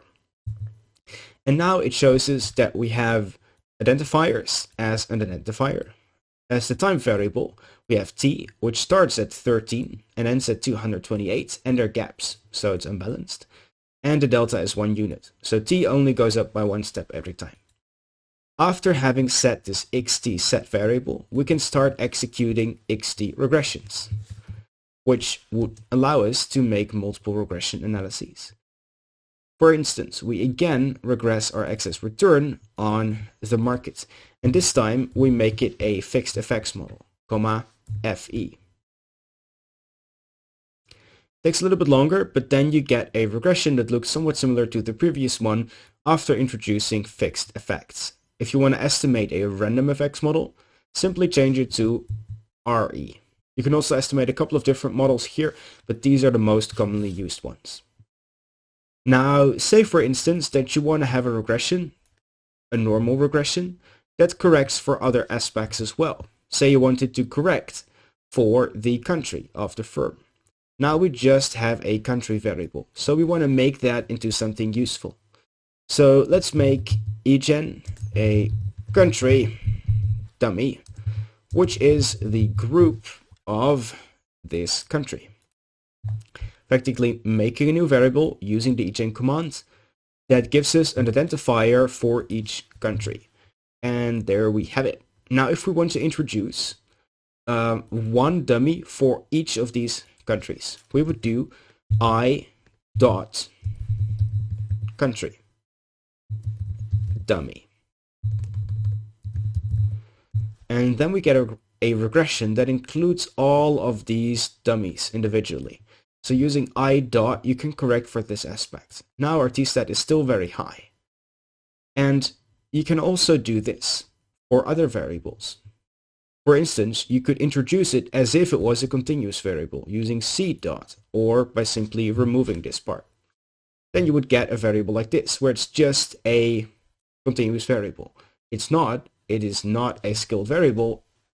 It's not an ordinal variable, it's a categorical variable. So we want to use the I dot.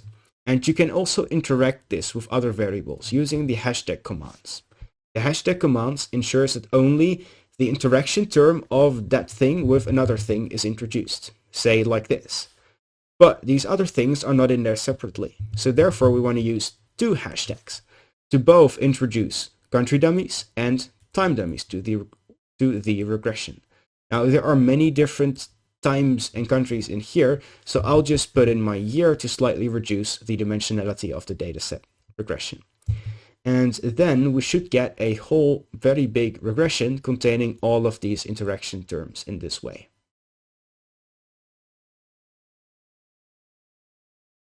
As you can see, it's taking quite a while to run because it's a large command. It takes some time to run. The larger the dataset, the bigger the effect. And there are many types of collinearities, which are then dropped by the data, because there's either no observation in these two interaction terms, or they are the same as another variable that's already in there. So Stata automatically corrects for collinearity to prevent that bias. And you get a very big regression table. With all of the information you probably are not really needing, but at least you control for this effect. And then the t-stat went down a little bit. But as you can see, t-stats of 300 are in no way normal. So maybe there are some problems with the standard errors that we estimate. If you want to introduce robust standard errors, you can just do something like this, robust. This would introduce a thing with robust standard errors, already reducing the t-stat significantly. But maybe you want to also use clustered standard errors. So you can use cluster in addition to this, and then type the thing where you want to cluster it at, say the country. Or we can also make it the country dummy.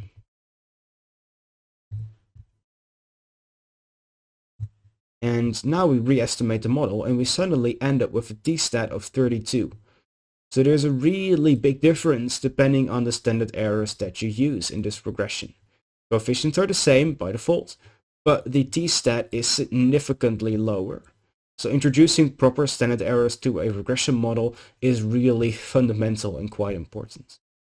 Thank you so much for listening, and in the next tutorial I'll consider and tell you how to effectively use and export this information to Excel.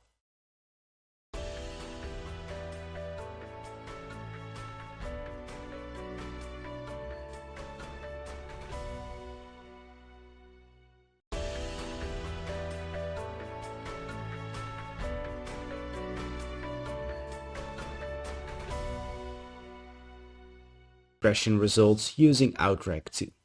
In today's tutorial, I'll show you how to put your regression results into either an Excel or a text file upon your wish. So you can very readily convert your regressions to a format that's easy for you to edit and put in your project or research paper. So let's hop over to our usual auto file. Here I run a pre-made piece of code to show you how to export your results. So there are a couple of things that go into this. And we start at the top. In order to install the outreg command, you need to use a user-made package. In order to access these, you either use the arrow path or you use sc install. You can search the internet for packages and install the command of name outreg2 and replace the thing, because I already have it and I want to make sure it's up to date, so I force it to change itself again. Then I open up the dataset and set my CD to the outputs file, which is the part where I have saved my outputs. So every file that I make automatically goes to the outputs. You can also do this by changing the link down here, but I thought this was easier for show. And second, I make a variable that is a local equal to the current date. That means that every time that you re-estimate a file and you change something, you automatically create backups once you change this date here. So if you do something wrong by changing your files, you still have a backup because you haven't overwritten that file. This makes it very easy and efficient to perform regression analyses. So to do this, first you do a regression. Here we regress the weight of the car on the price of the car. The reasoning is simple. More weighty cars require more materials and therefore maybe more costly. And we find that that holds. And now I'm going to put that information into a text file, and that I use doing the outreg2 command. So I use the outreg command, then using the name of the file, which includes the local here, and I replace the file if it already existed. This kills the old file, makes the new file, and as the first column of that file, puts in these regression results. Then I want to use the label of the variable, not the variable name, because this looks more fancy. And I'm going to add text. Here we have length control no. You could also call it something, something, something, fixed effects, comma, no, or yes, for multiple specifications. I include everything rounded at 3 decimals, and I want to keep the adjusted r² and only retain the variable weight. Then subsequently, I perform another regression, and you have a similar piece of code, but it's different in two things. First of all, I add the append piece, which means for the already existing column, add this regression as one next to it, but don't overwrite the old column. Then subsequently I add the text, because yes, we now have the length, but I only keep the weight, so we won't see this part, but it is there correcting for the effect. So first it's 2, and then it becomes 4, after you correct for the length of the car. And then it saves everything to Excel and changes back to the old CD. And you can see after we go through our Excel that we have the variable label weight of the car on price of the car with both regression coefficients, stars for their significance, standard errors, and also other observation, r², and the own text that we'd like to put here. So I hope this provides you a basic overview of how to export your results from regressions to Excel. You can also use this with tag if you just replace the Excel part at the end of the last line with TEX, and it will make it a tag file. Thank you so much for listening and have a great day.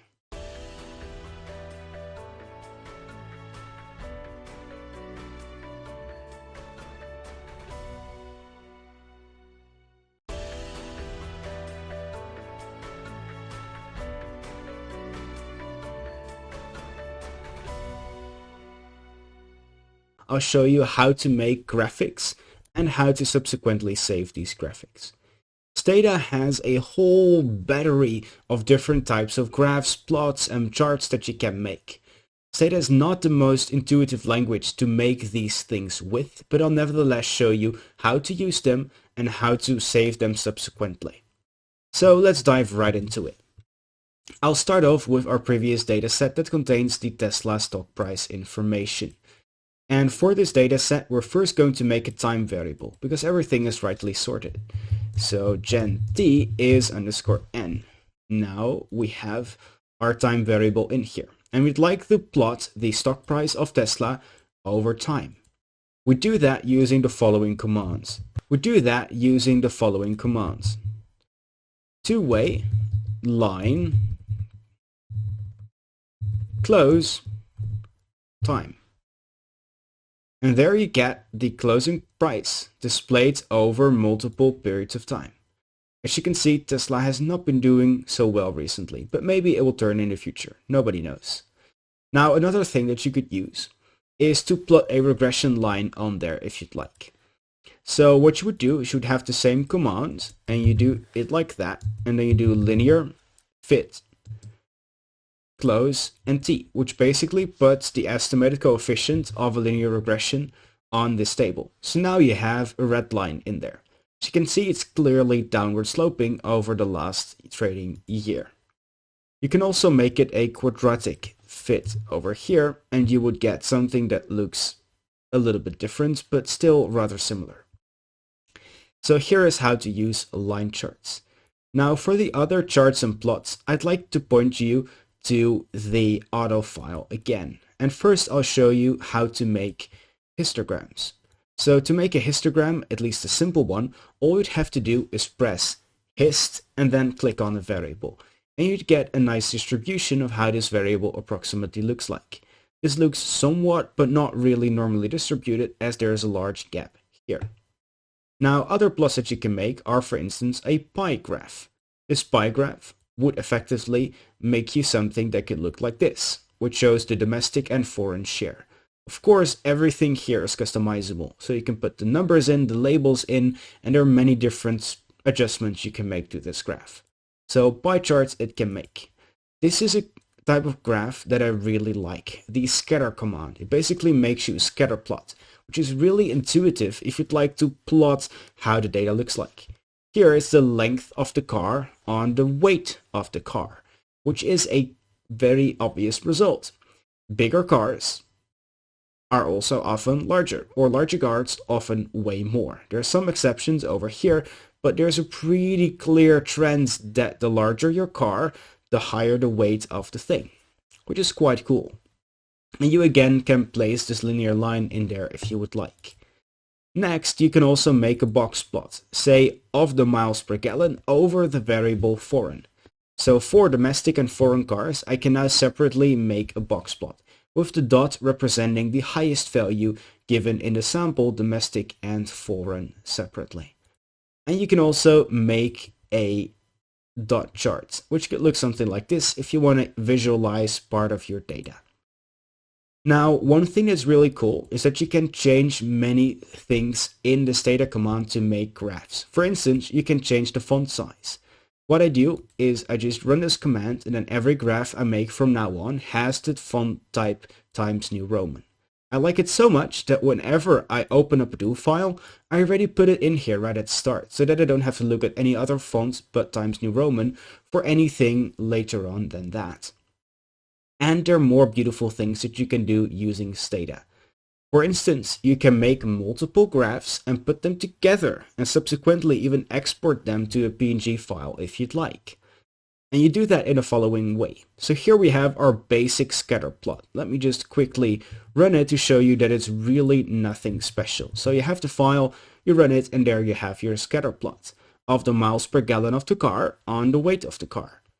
As expected, heavier cars have lower miles per gallon, so produce more fuel to drive. And then what you can do is you can change this code and put them together with the graph scatter length on weight. In order to do that, you need to give the thing a name. So you can use the comma command in options and give the chart a specific name.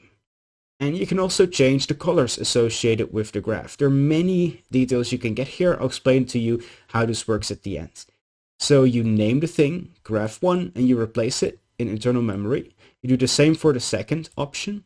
And then you can, using graph combine, put the two graphs together, give it a new name, again, change whatever you like, and export the graph. So if you would do two things together, you would get something like this.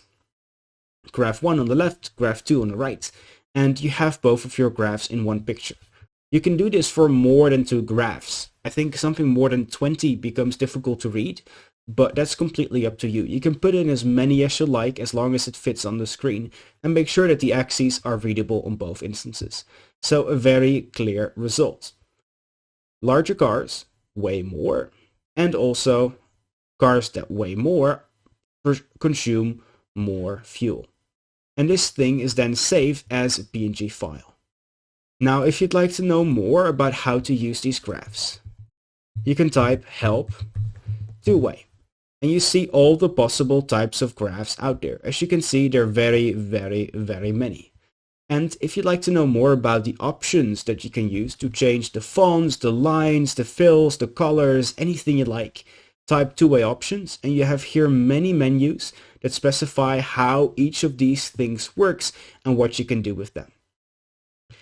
I hope that this Stata tutorial on how to use graphics was comprehensive and that you got at least an idea of how you can make nice looking graphs in Stata. Thank you so much for listening, and until the next tutorial.